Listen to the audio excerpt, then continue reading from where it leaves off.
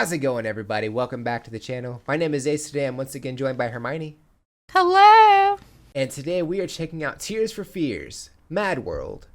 So we actually just sat down and listened to Gary Jules' version of Mad World, so we had something to compare to. I know I'd heard at least bits and pieces, but I've never heard it all the way through. And a while back, I reacted to Pentatonix' version of Mad World. At the time, I didn't really know how to interpret the song, but that was like a year ago, and I feel like I've gotten better at reacting since then. So I've also never heard Tears for Fears version. I've just been told it's a different interpretation of the song. So having listened to Gary Jules' version just now, at least we'll have something to compare to, even though Tears for Fears came out like 2 decades before. In this performance, it happened in 1982. It's the four members of the band: Roland Orzabal, Kurt Smith, Manny Elias, and Ian Stanley. Other than that, I think I'm ready to check this out if you are. We going to do it. Yes. All right, let's go ahead and get to it. Don't forget to like and subscribe. And without further ado, Tears for Fears, Mad World. Here we go.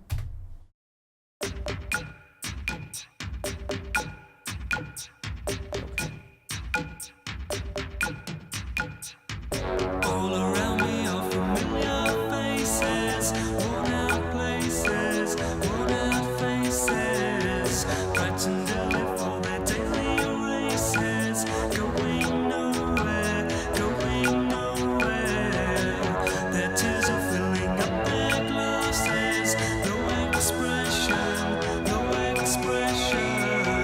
Have my head, I want to drown my sorrow, no tomorrow. No tomorrow, and I find it kind of funny, I find it kind of sad. The dreams in which I'm dying are the best I've ever had. I find it hard to tell you, 'cause I find it hard to take. When people run in circles, it's a very, very mad world. Mad world. Mad world. Mad world. Children waiting for the day they feel good. Happy birthday, happy birthday. To feel the way that every child should. Sit and listen, sit and listen. Went to school and I was very nervous. No one knew me, no one knew me. Hello teacher, tell me what's my lesson. Look right through me, look right through me. And I find it kind of funny, I find it kind of sad. The dreams in which I'm dying are the best I've ever had. I find it hard to tell you, 'cause I find it hard to take. When people run in circles, it's a very, very mad world. Mad world. Mad world. Mad world. So vocally, it's like the same range, but everything else is just wildly different. It's so much more upbeat. There's like a bit of chaos to the instruments with the sounds. If this is like the rock version, the Gary Jules version is like the acoustic version, is kind of how I feel like it is, because it was just piano and vocals in that. I would say the emo version of it. It is definitely like a much more melancholy melody on that one.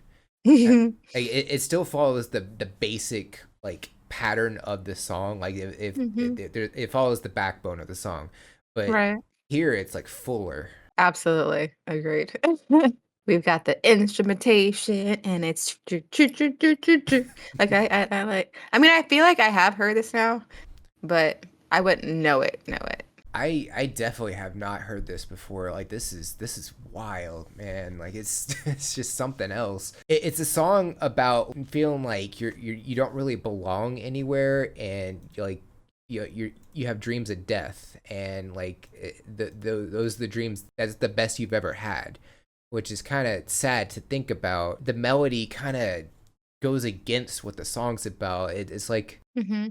the words are like much darker than the melody's letting on. It's almost like the melody is like a mask, and then the words are the actual face, you know? Juxtaposition. That's the two opposing forces or like moods or vibes coming together to being one. So yeah, like we have the singer who I believe is Roland, like doing all the vocals here, and I believe he's the one like kind of doing the narration for this video. I feel like we have all these things happening around him. I guess he's in a house. Like we have all these like different things. You have this guy standing outside his window who eventually just starts dancing out of nowhere. I love it. I was like, I was doing what he was doing before he was doing. It was definitely great. It was definitely unexpected. And then you have like this kid who's staring at a candle, watching it like just Burn. burn and just Yeah. fall apart and just kind of burn away, I guess, because it's already like missing some of the sides and everything. Mm-hmm. And then they get to the part about happy birthday, and you see like all these kids and family members just kind of sitting around the cake and everything. I wonder if like the person that's standing outside the window, like a representation of like an emotion or something, you know? Hmm. And that could be like his happiness that's kind of just there, kind of just trying to get by. Really much Avant-garde, else to it. maybe, for this. What does avant-garde mean? I've heard that word It's so many times. experimental. It's Experimental. artsy and experimental. Like they don't Okay. have a word for it yet. Like we've never seen it before, and Okay, so we don't even know what to call it. That's Okay, normally so what avant-garde means. it's like an unknown kind of artsy thing Mhm. that we just don't know how to categorize yet. Okay. Right. Yeah, I mean, I do feel like, especially back then, a lot of music videos were very artsy and didn't really have much to do with the song in some cases. This is like one interpretation of the song, or it's just something to have a visual to, I guess. Right. So they could get it on MTV. Right. Exactly. But yeah, I'm enjoying the song. It's definitely wildly different from what we heard briefly, and like I need to hear the rest of it if you're ready. Ready. All right, so let's go ahead and get back to it. So here we go. 221.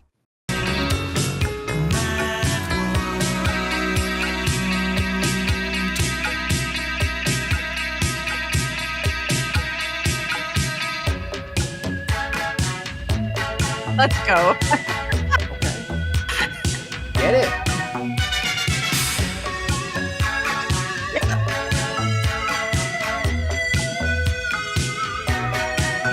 And I find it kind of funny, I find it kind of sad. The dreams in which I'm dying are the best I've ever had. I find it hard to tell you 'cause I find it hard to take. When people run in circles, it's a very bad.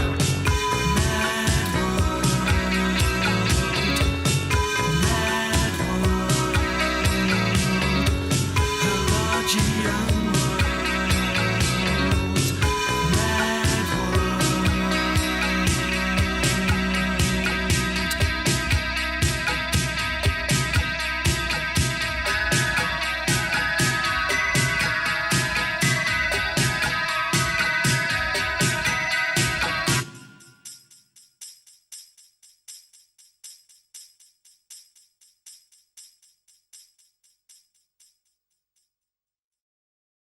Interesting.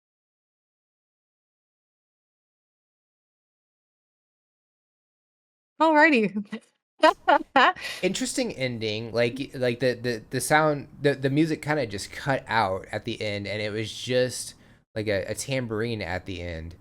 And like I thought at first like the instruments were kind of building up more and more, kind of like how they do in the Beatles' A Day in the Life, just a little bit, not to the same like level, but kind of going in that slight direction. But and then all of a sudden they just cut out, and it was just the tambourine, and you had just people staring at you in the darkness, and I feel like that kind of went on just a little bit too long. It was a little uncomfortable, right? I kind of had another thought while we were watching this, while we were watching the guy dance. The guy dancing outside the window, maybe that's him, and maybe his internal thoughts are him inside. Oh, okay, okay. There's a lot of ways to interpret Mm. this. I feel like, you know, it's hard to say. Yeah, like he's fine on the outside, Mhm. but really he's thinking all these deep thoughts and Deep confused thoughts, world. maybe a little bit dark thoughts, you know, like maybe a little bit of depression based on how he's talking about his dreams being like really Yeah, dark. that's true. Mm-hmm. Visual representation of his inner monologue. The dance moves were great. I thought that was fun. I was like, get it, dude. You got it.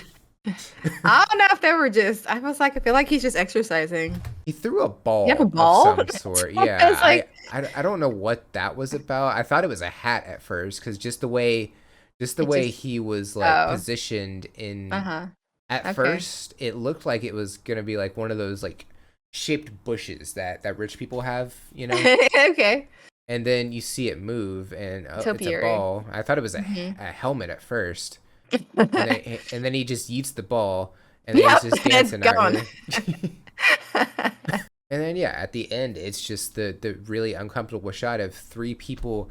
Like you Watching. can't really see the facial features all that well, Mhm.